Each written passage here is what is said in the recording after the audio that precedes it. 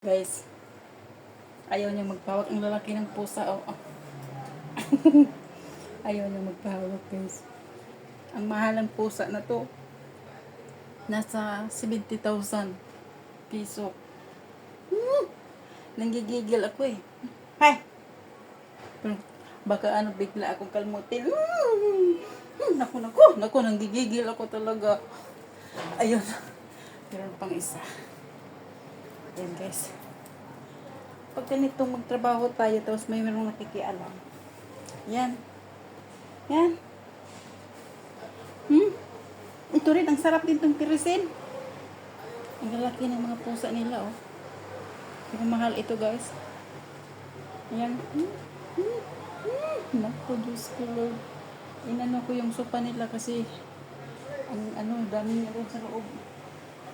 Ayan. Nung nagtatrabaho tayo, pagkatapos mayroong nakikialam, tapos bawat singot-singot mo yung balahibo ay nasa ilong mo na. Maganda yung may ganitong pero Diyos ko po, nakakahika kaya yung balahibo.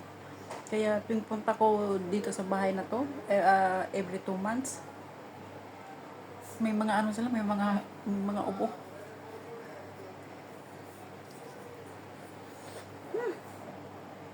Anong oras na?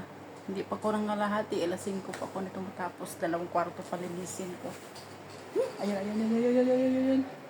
Ayan. Ganito ang buhay abroad. Ang akala nyo, buhay abroad masaya. Hindi kami nagsaya dito. Trabaho ang pinunta namin dito.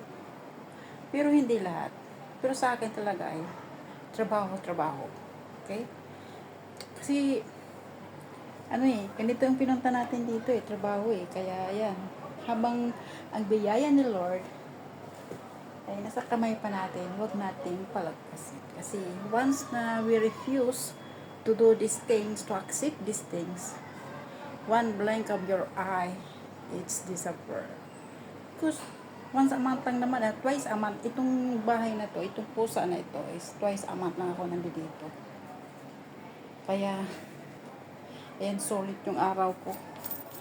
Kasi dami kong trabahuin, dami kong linisin. Nagpagharutan, takot ako baka mga remote Pero, may nail cutter sila Nail cutter nila yung, they cut their fingernails because diba?